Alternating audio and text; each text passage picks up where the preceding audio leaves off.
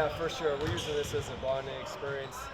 You know, go to a different country, experience the culture. Obviously, there's going to be a lot of work doing basketball, but also a lot of time to be with your teammates and learn about them. We're a new group, so I think we can take advantage of that time. That's kind of the goal for the trip. Are there any specific team bonding things that you guys have planned? I'm going to send you the itinerary after it. Yeah, we have a couple things planned, and you guys will probably see they'll be out in the media, but always has fun stuff with the team.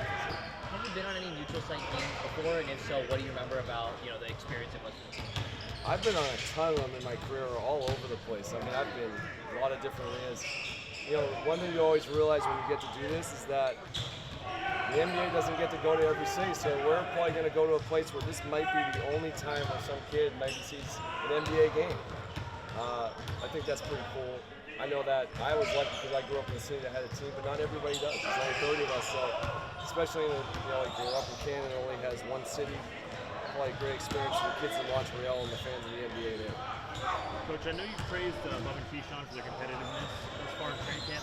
I'm wondering what they've done specifically where you look at it and you're like, wow, that guy's a boss. Like, is it just talking up their teammates? Is it hustling for loose balls?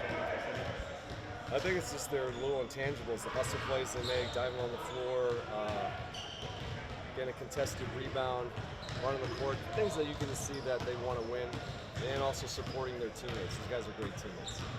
Was there anything from today's practice, either them or anyone else, that you really stood out to you as a great hustle play?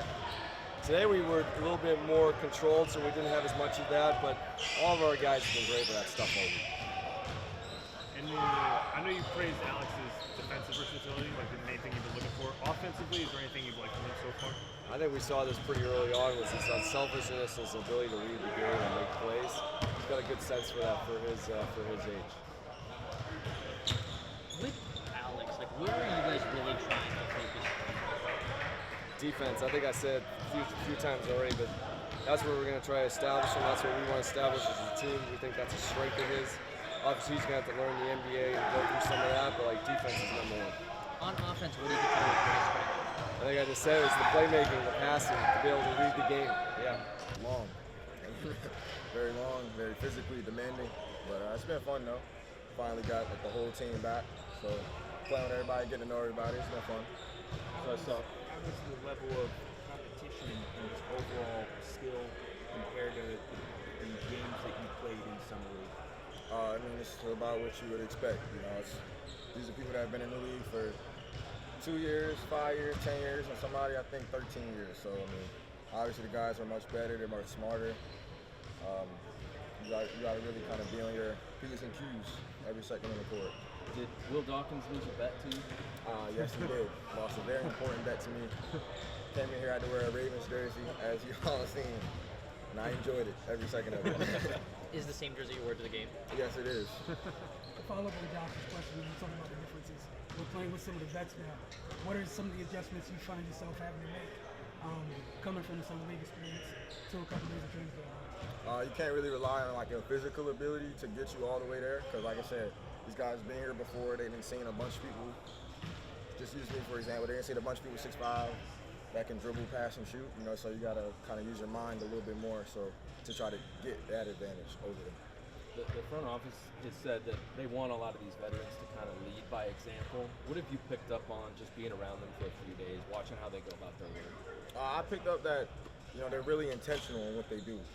Whether they're getting shots up, whether how they act in practice, how they do the media, how they do training room. Like, they're really intentional. Like, they're pros for a reason. They're professionals and they act like it. And that's one thing I kind of picked up on.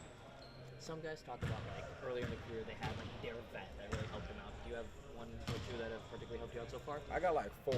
Okay. I'm in a fortunate situation where I got a lot of guys that's like looking out for me, that care for me. Guys like Malcolm and AG are the first ones that come to mind. They've really been in my ear a lot, but even guys like JP, I wouldn't consider him like a vet yet, but it's an older guy that's been in my ear. Bags has been in my ear a lot, so yeah, I got a lot of people looking out for me. Between when we last saw you play and to now, what were some of the areas of your game that you were focusing on? Just quicker decisions on the ball and locking and trailing. I'm using basketball terms, but getting my off-ball defense better as well. Don't worry, we've heard of that before. Okay, yeah. A a lot of people in the organization, from Will to BK to a lot of people, have praised your competitiveness and just your dog mentality. What do you think you do on the court specifically that lends you that kind of reputation? I talk a lot. Try to pick up energy. I'm trying to always, whether anything's just to make noise, just to make energy, create flow, like clapping, yelling, screaming, whatever it is, trying to get on somebody's nerves, whatever it is, trying to just bring out a different energy. Like you said, there ain't no secret what's been going on in this organization. We just trying to flip that around. You big trash talker? I'm not really, but I will. I definitely will for sure. And what have you liked about seeing Keyshawn training camp thus far? What has he showed you? Oh, Keyshawn, he's, like I said, I've kind of had the luxury of knowing him before a lot of these other guys have, so I knew what he could do, and he's continuing to do it at a very high level, so I just want him to keep going. It was super fun. Especially considering we had Rui on our team then, being able to go out there and experience that with him was super special. Being like 17 hours ahead for only like 4 days really kind of threw your body into a blender, but the experience was great, the culture was great, food was amazing, and I expect the same from Montreal, but a little closer to home. Brian Keefe said that you move so much on the court and are in such good shape to be able to do that, that he thinks you're a great example for especially the younger players on the team. What's your reaction to him saying that? Well, it's great. That's exactly what I strive for. The way I see it, I'm not as athletic as the majority of NBA players, but if I can get them tired, all of a sudden I become just as athletic as all the NBA players. So that's my goal. I run around, I move, and hope their team gets tired and leads to easy baskets for me. So I guess this summer went according to plan. You've said that you're trying to get more physical on the court, and that was a big step for you last year as well. You're trying to build off of it. With arrivals like Bub, like Malcolm, Jonas, how do you think the overall physicality of the team could improve with just that size? Yeah, we have an edge, that's for sure. And you don't need to be big in order to play physical.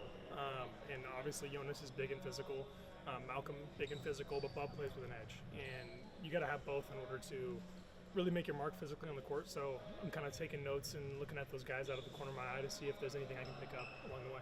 Are there any smaller guys in the league, not necessarily on the Wizards, who are physical, who you respect? Yeah, like Shea is super physical. I wouldn't say he's super big. De'Aaron Fox is pretty physical, along with his speed. It helps a ton. But when you move like those guys move, and you're that quick, you don't need a lot of brute strength. It's just little nudges here and there when guys are off balance that make the biggest difference. What does Bub? So we are just learning Bub, right? Yeah. We're not even close to knowing much about him.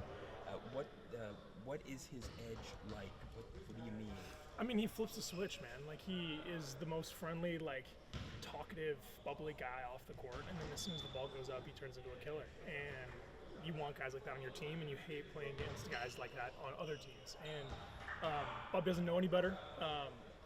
He's so young, and it's kind of that almost like naive confidence that he brings that helps feed me as an older guy on this team. And I try to bring that same energy and mash him because he kind of carries the energy if I don't. Are there any examples or moments from the first 3 days of training camp that really stand out to you where, Bub, that him not knowing any better and that fire that he brings? Yeah, there was, I don't even know if it was training camp or if it was before, but we were playing in a live situation. He's picking up Jordan full court and zigzagging him up and down, and then got a steal, got a dunk, got another steal. It's like his energy that he plays with. Feels like he's a car that you kind of wind up and sit on the ground and he just takes off. So it's special. And then you guys want to play really fast this Yeah. year, and you also want to improve your defense. Yeah. It feels like teams that play fast often have defensive struggles. Yeah.